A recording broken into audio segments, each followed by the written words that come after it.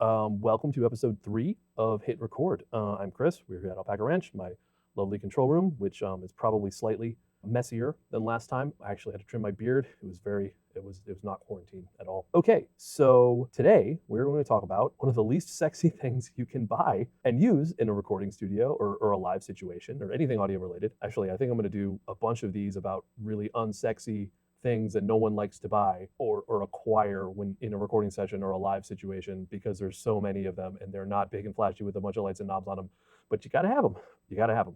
So this one is a DI box, the very humble, relatively inexpensive most of the time DI box. A DI box is basically a fancy Y cable. It takes an input in 1/4-inch jack, makes a copy of it on the output, and sends a copy of that to a balanced XLR line that usually gets plugged into a mic preamp in either a recording console or a live mixing console, or even an outboard preamp. It's a Y cable, basically. It just has a few more features. So this is a really simple diagram of a DI box I think I got from Sound on Sound's website. And that's really just showing you what it does. It's got an input here from an instrument like a keyboard or a guitar or a bass or even an MP3 player or anything really that needs to go from 1/4-inch into a mic preamp on a console. They probably won't tell you on the box that you can get an 1/8 inch to 1/4-inch adapter, mono 1/4-inch adapter, plug it into a phone and have it work, but it will work. Trust me, I've done it before. So basically, you got your input here. The cable, as you can see, goes right through here and then goes right out. So this guy really doesn't get affected by the box that you're plugging it into. Now, the Y cable part, and the reason we use this, is over here. Usually there's a transformer in the middle, or maybe some basic electronics, nothing usually too fancy.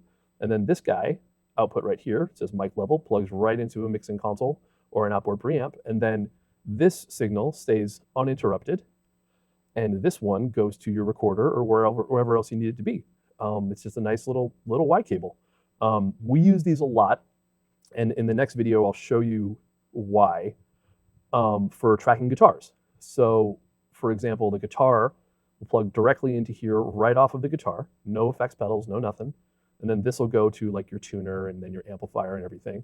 And this will just go to a mic preamp. So we'll have a DI signal, which totally sounds like crap. Don't listen to it by itself on purpose. Listen to it to see how it sounds, but it's definitely not for human consumption. And then we'll record this in a group or on another channel along with the mic signal out of the guitar amp itself. So you'll have basically two signals. You have a really clean, ideally really clean DI sound. And in the same group, you'll have the distorted or processed sound from the amplifier with the mic on the cabinet.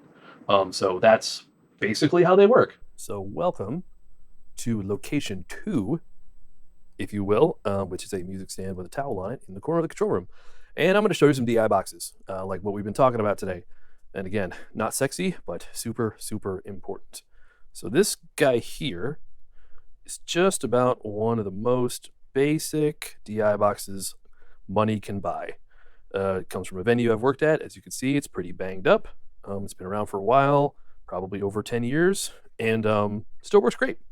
Looks a little beat up, but that's the whole point. These guys are usually used for on-stage live situations. We've definitely used it in the studio before. If not this one, things just like it. Yeah, it's super simple. They're the brand name when it comes to stuff like this, the way this looks, it really doesn't matter. These are live wires.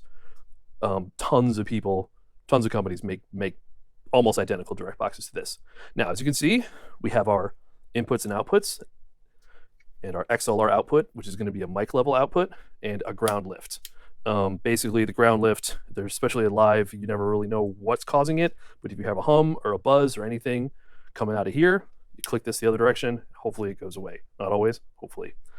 As we said before, these two guys, these two 1/4-inch inputs, they're unbalanced inputs, are identical. Doesn't matter what's in, doesn't matter what goes out. It says in out here, some people are concerned about having the right one in the right place. Don't worry about it. It doesn't matter for DI boxes like this, okay? In, out, or maybe just in, out to a mic preamp, or sometimes just a line input. And then your groundless switch right there. So those are cool. Those are easy. Everybody should have one. They're about 25, 30 bucks on the high end. Get a couple. They're great. So here's a slightly more fancier one. Basically the same concept. As you can see, got my logo on it because I put a sticker on it. But same principle. Input, output, 1/4 inch. Output XLR to a mic preamp. Ground lift right there. Lift, don't lift.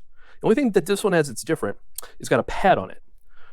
Back in the day, and still now, people will use these to go out of a speaker, like a guitar amp head or a bass amp head, into a speaker cabinet, and this can go right in the middle. Sometimes there's so much power going on that you actually have to reduce the level that's going to the output, thus, or otherwise you might overdrive the transformer or clip it in a weird way, and maybe even, depending on how hot it is, melt some stuff in there. So that's what that guy is for. I can't tell you how many times I've gotten caught by that. It'll be at 40 dB, I'll be at front of house, headphones on, can't figure out why I'm not getting anything out of it, and it turns out that it was supposed to be here because it was a line output of a keyboard or a bass or something. So it makes it a little more complicated, just have to make sure you're kind of keeping an eye on that. Yeah, but anyway, same price, between 20 and 30 bucks, super simple, basic, unpowered, no batteries, no nothing. This is kind of one of the things that after you do your first gig or your first session, you realize you really need a couple. So anyway, now let's get fancier. So this is a Rupert Neves design DI box. It is way more complicated, but it's still pretty much doing the same thing. Now see, this guy has an in and a through, which is essentially in 1/4 inch, and then your output to whatever you want, your bass amp or recording interface or guitar amp or whatever. So those are actually labeled and they're designated a certain way. So the fancier you get, the more complicated they become. And see, like I was saying, we have a speaker level and an instrument level. So just like the pad and the other one, if you're plugging it into the output of an amplifier, speaker output, you got to go to speaker level, and that'll reduce the amount of signal that the transformer and the guts of this guy are seeing. And if you're just coming out of like a keyboard or a guitar or a bass, instrument level's fine. Now this is an active DI box. See the little 48 volt power indicator right there? So it wants phantom power to run, which means inside of this guy, there's some brains and circuits and stuff like that that require phantom power from a mic preamp to do what they do. So that's an important thing to make sure you know when you're hooking stuff up, especially when you're trying to be quick and get things set up. Make sure you know if you have an active DI box or not. But again, doing the same thing, same controls. Got a ground lift on the bottom. Try to get some noise out of there if your power's no good or your ground's no good. That's what that guy does. So now we've got this monster.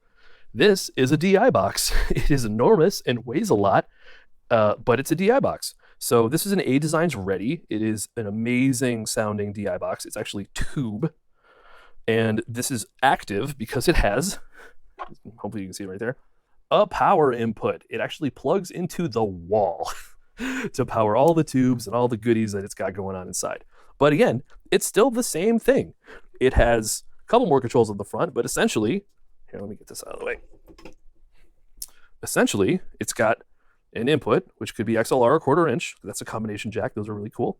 It's got a through or an output to go to your amp. And it's got an output that goes to a mixing console or a mic preamp or whatever.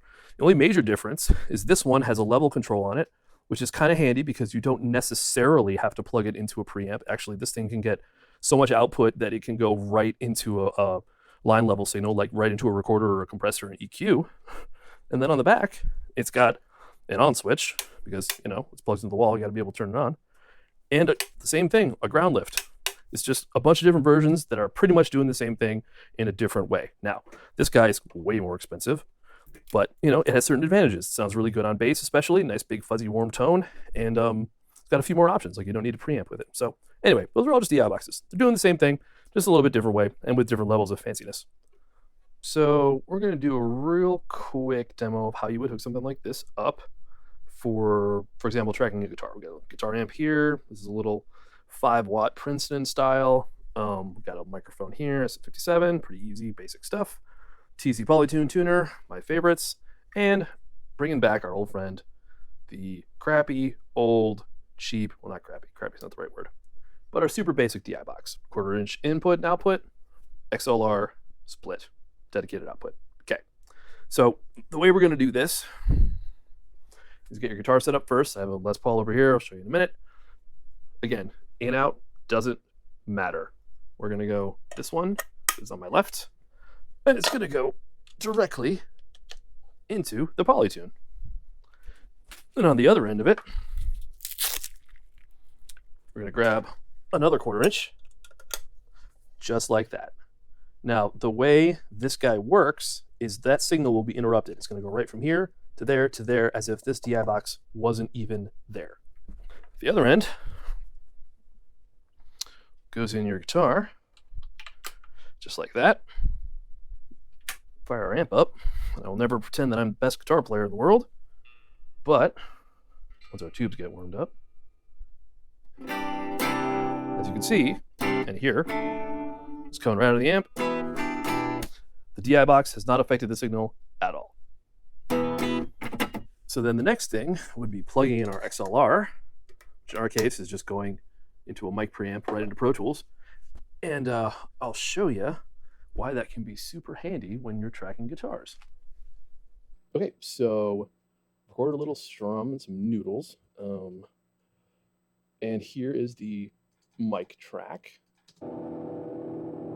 Distorted, gnarly. The only thing I really did differently is I added some gain to kind of really show the difference between what the DI does and what the mic picks up. And here's a DI track by itself, and it sounds nasty. Yeah, listen to that. No fun at all. So how does this help us? Well, first thing, make sure they're in a group. I already created a group, GTR1 right there, so these guys will be edited together. Now, most of the time, listen to that. Ooh, lovely, beautiful, mind-bending guitar tone. So most of the time, we don't really need to hear the DI. We might end up using it later, but what we're really going to use it for right now is a reference to our distorted track. For example, let's say you had a band in here and you had to tighten up these chord changes, right? If you looked at this, let me zoom in just a bit. You looked at these guys, I mean, you can kind of tell that there's a chord change there, and you can kind of tell there's a chord change there, but you really don't know for sure. And listening back to every moment of a guitar track, trying to find where the changes are and line them up to a drum or a bass or whatever is just excruciating. So the DI lets you cheat a little bit. You can go right to the attack of wherever that chord change was. And then maybe let's just say we'll cut it off here right where it ends. And I know where it ends because this is where the DI cuts off. And we can prove that just by listening to it, just the DI by itself. Yeah, see? A little hair in there, but it's a guitar. So there. And then if you listen to the mic by itself,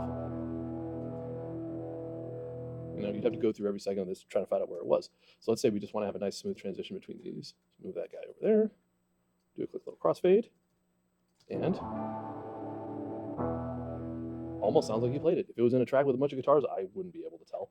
The same thing with this. You can just adjust timing. Like here's a little hit. There's 2 hits right together.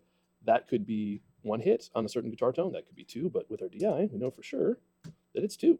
So let's just go ahead. And I'm hitting tab to transient here, by the way. So tabbing right to where the attack of that DI hits. So what I'm going to do is just adjust the timing a little bit. Move these guys just a little bit farther apart. Do my crossfade, and the crossfade is going to change depending on the timing and the transition that you want to create and all that. I mean that's not too terrible. So this is just gives you an easy, helpful way to basically cheat on editing and a few other things that we'll get into. We'll get into on the next couple of videos. So yeah, that's the DI. That's DI's 101. We use them all the time. There will be more about them, but that's just kind of how they work. That's why we use them in the studio. That's why we use them live.